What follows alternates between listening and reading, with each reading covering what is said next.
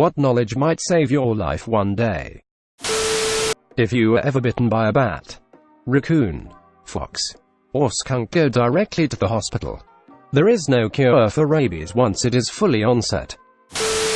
If you have to get through a locked door, don't charge into it with your shoulder. Instead, kick it straight on next to the doorknob handle. This has a much better chance of breaking the lock. Edit, it's better to mule kick the door next to the lock instead of facing forward while you kick. It's safer for you and you can apply more better force that way. If you've been buried alive in a standard coffin, stay calm. If you are alive, you haven't been buried that long. Also, the dirt above you hasn't set yet. Most coffins are not built to last once buried and as a result have weak siding. So here is what you do.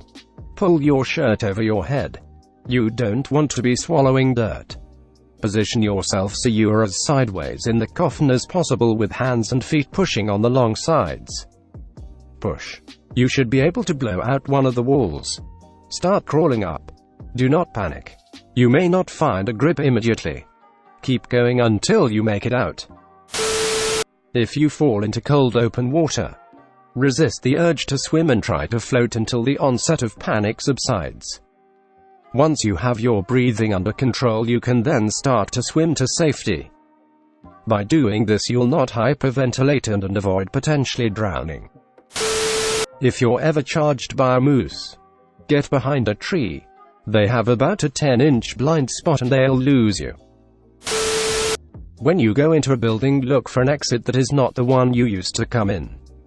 In an emergency, most people will head out their original exit. But you will head out of the exit less traveled, and it may make all the difference. If your car is going underwater, an electronic roll-down button will work regardless of the water pressure outside the car. But a manual handle is much more difficult. You also won't be able to open the door. It's better to have something in the glove box like an ice scraper to break the glass with. Mythbusters did a whole thing on it. If you call 911, always say where the problem is first, followed by the problem. If you happen to get cut off before you can say what the problem is, at least the dispatcher has a location to send an officer to check it out and advise if more police or fire is needed. Example: Operator 911, where is your emergency? You: help, I am being stabbed, less than disconnect greater than. Versus Operator 911, where is your emergency? You: 742 Evergreen Terrace. Help, I am less than disconnect greater than. Location. Location. Location. Always leave your itinerary with someone.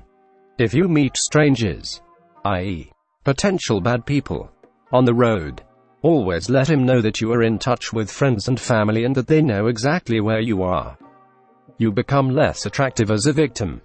Edit: always let strangers know that you have a destination and are expected at a particular time.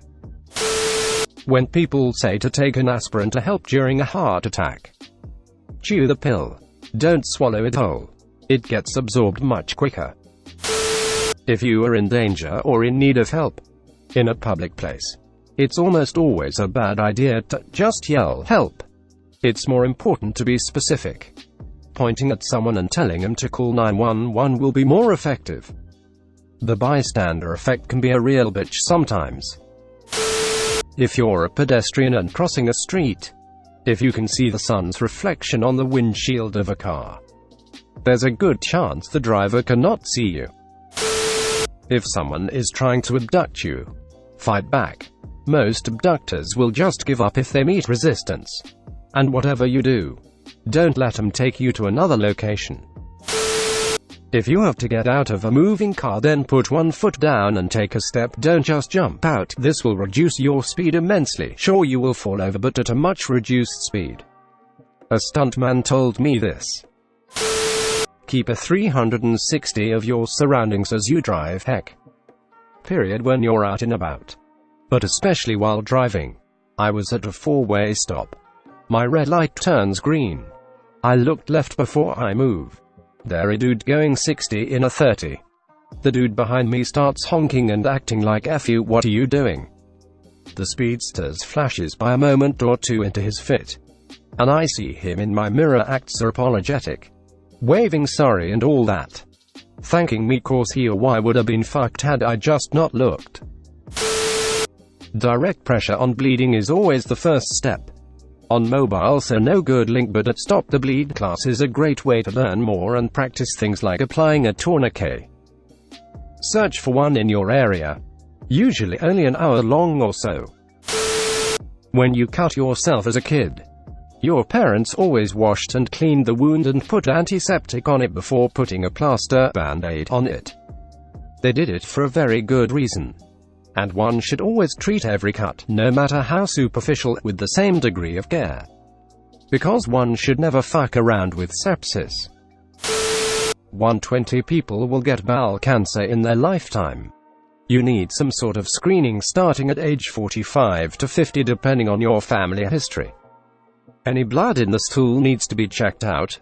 Early cancers can be completely cured with keyhole surgery. You don't have to die of bowel cancer. If a person asks you for something in the street, a light, the time, whatever, always keep the person in your Y line. So if they ask for the time, don't just look down at your watch. Raise your arm slightly so your watch is in sight. I was told this years ago at a self-defense thing at a corporate retreat type of event. And I wondered if it was ever going to be useful or just something to pad out the teacher's session. Then, a decade later, I was on the street late at night on my way home. And someone approached me and asked for the time. I did this. Told him the time. And he just kinda stood there. Then he started asking some weird, clearly improvised question about how he was looking for his friend's house. And he was sure it was on that street. And he had a yellow car, similar to the one behind me. I didn't look back but just said, yeah, yellow. And he pointed directly behind me. I said, yeah, the yellow car. I saw it as I walked by.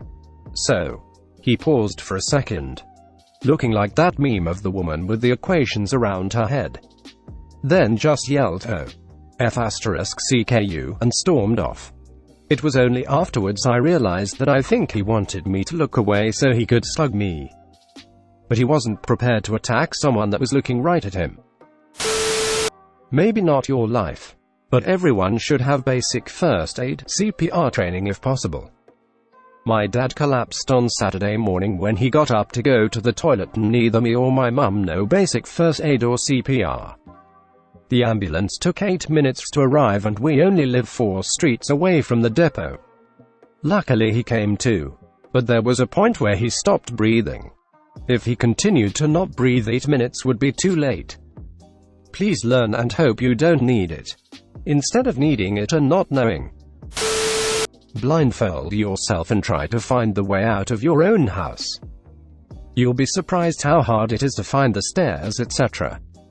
Practicing this once every 3 months will allow you to find your way out in case your house is filled with smoke from a fire, which can happen inside a minute. Wear a helmet. Wear a seatbelt. It may not be cool, but you're more fragile than you lead yourself to believe. I've lost 3 friends because of these. Don't be a statistic, please. There's someone that would miss you and think, I just wish they had put a helmet, seatbelt on. All snakes in Victoria, Australia are venomous. If you're alone and start choking with nobody around to give you the Heimlich, you can give yourself the Heimlich by using the back of a chair or similar objects like the side arm of a couch or whatever. Forcefully throw your stomach over the back of the chair a few times. Try to mimic the motion of the Heimlich push-in above the belly button. Then up. Kind of like AJ motion. That water you're about to dive into might not be as deep as you think. If you're taking blood thinners, you should know they increase the risks of bleeding. You should watch out for signs of bleeding like pallor, breathlessness, multiple rash, bleeding gums or nose, red urine. If you accidentally cut yourself, take great care of the cut. You could bleed out if you don't. At the pharmacy today, a regular patient died because she got a cut on her leg while gardening, but didn't think much about it. But because she was on blood thinners, She bled out during the night.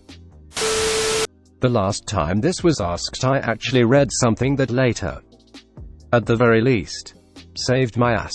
Don't try to put out a grease fire with water. You must smother it.